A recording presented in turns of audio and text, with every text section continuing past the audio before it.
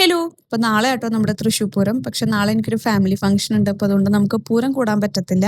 അപ്പൊ നമ്മൾ ഇന്ന് ലൈറ്റ് കാണാം, പിന്നെ ചമയ പ്രദർശനമൊക്കെ കാണാന്ന് ഓർത്ത് ഇറങ്ങി. അങ്ങനെ പോകുന്ന വഴിക്ക് ഇതാ നെയ്തലക്കാവ് അമ്പലത്തിലെ ലൈറ്റൊക്കെ ഇട്ട് വെച്ചിട്ടുണ്ട് കേട്ടോ. നല്ല ഭംഗിയുണ്ടായിരുന്നു. അതിന്റെ ഇടയ്ക്ക് വെച്ച് അമലിന്റെ ഒരു ഫ്രണ്ട് ഒരു എമർജൻസി ഉണ്ടെന്ന് പറഞ്ഞിട്ട് വിളിച്ചായിരുന്നു. അപ്പൊ നമ്മൾ ഏറ്റവും ആദ്യം അങ്ങോട്ട് ഓടി. ഹോസ്പിറ്റൽ കേസൊന്നും ആയിരുന്നില്ല.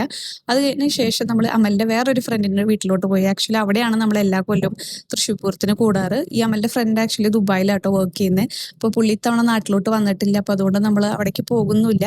പകരം നമ്മൾ ചുമ്മാ അങ്കിളിനെ ആന്റീനെ ഒന്ന് വിസിറ്റ് ചെയ്യാൻ വേണ്ടി പോയി. അതിനുശേഷം നമ്മൾ നേരെ ആ പന്തല് കാണാൻ വേണ്ടിയിട്ട് വന്നു കേട്ടോ. നല്ല ഭംഗിയുണ്ട് പന്തലിലെ ലൈറ്റ് ഒക്കെ ഇട്ട് കാണാനായിട്ട്. അങ്ങനെ നമ്മൾ 2 പന്തലിലെ ലൈറ്റ് കണ്ടു. അത് കഴിഞ്ഞപ്പോഴേക്കും നല്ല ബ്ലോക്കായിട്ടോ. പറയുമ്പോൾ സമയം 9 മണിയൊക്കെ കഴിഞ്ഞിട്ടുണ്ട്. പക്ഷെ നല്ല ബ്ലോക്കാണ്. പിന്നെ സമയത്തിന് ഇവിടെ പ്രസക്തിയില്ല. പൂരത്തിന്റെ സമയത്ത് എപ്പോൾ പോയാലും ബ്ലോക്ക് ആയിരിക്കും. പിന്നെ നാളെ ആകുമ്പോൾ പിന്നെ നമുക്ക് വണ്ടിയിലേ പോകാൻ പറ്റില്ല. നടന്ന് തന്നെ നമ്മൾ പോകണം. ഒരുപാട് അകലെ വണ്ടി ഇട്ടിട്ട് വേണം നടക്കണമെങ്കിൽ. പിന്നെ അതാ എക്സിബിഷനൊക്കെ നല്ല തകൃതിയായിട്ട് നടക്കുന്നുണ്ട്. ഒരുപാട് ആളുകൾ നടന്നു പോകുന്നുണ്ട്. പിന്നെ നമ്മുടെ പോലീസ് മാമന്മാർ അവരവരുടെ ഡ്യൂട്ടിയും കണ്ടിന്യൂ ചെയ്യുന്നുണ്ട്. പിന്നെ എല്ലാവരുടെ കയ്യിൽ അത്യാവശ്യം വിശറി ഉണ്ട്. അപ്പൊ അതൊക്കെ വീശിക്കൊണ്ട് എല്ലാവരും നടക്കുന്നുണ്ട്. ചൂട് അൺസഹിക്കബിൾ ആട്ടോ. ഒരു രക്ഷയില്ലാത്ത ചൂടാണ്.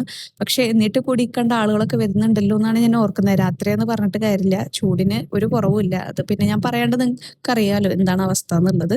പിന്നെ വല്ലാണ്ടുള്ള ബ്ലോക്ക് കണ്ടപ്പോൾ ഞങ്ങൾ ഇടയ്ക്ക് വെച്ചൊന്ന് ഡൈവേർട്ട് ചെയ്ത് പോന്നു.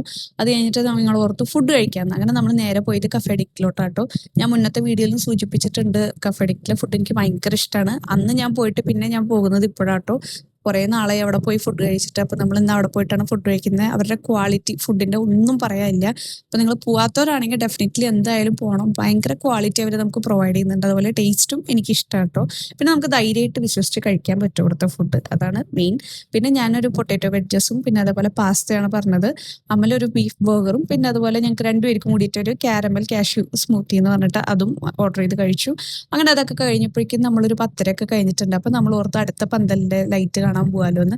അപ്പോഴും ഇത് തന്നെ അവസ്ഥ, നല്ല ബ്ലോക്കാണ്. പിന്നെ ചമയ പ്രദർശനത്തിന്റെ ഭാഗത്തേക്കൊന്നും അടുക്കാൻ തന്നെ പറ്റിയില്ല. അപ്പൊ അതുകൊണ്ട് അതൊന്നും കണ്ടില്ല. അപ്പൊ നാളെ ഇനി തൃശ്ശൂർ പൂരം ശരിക്കും മിസ്സാവും, ഫാമിലി ഫംഗ്ഷനുകളുണ്ട്. അപ്പൊ ഇത്രേ ഉള്ളൂ നമ്മുടെ ഇന്നത്തെ വിശേഷങ്ങൾ. ബാക്കി വിശേഷങ്ങളായിട്ട് നമുക്ക് അടുത്ത വീഡിയോയിൽ കാണാം. അപ്പൊ അതുവരേക്കും സ്റ്റേ ട്യൂൺ. ടാറ്റാ.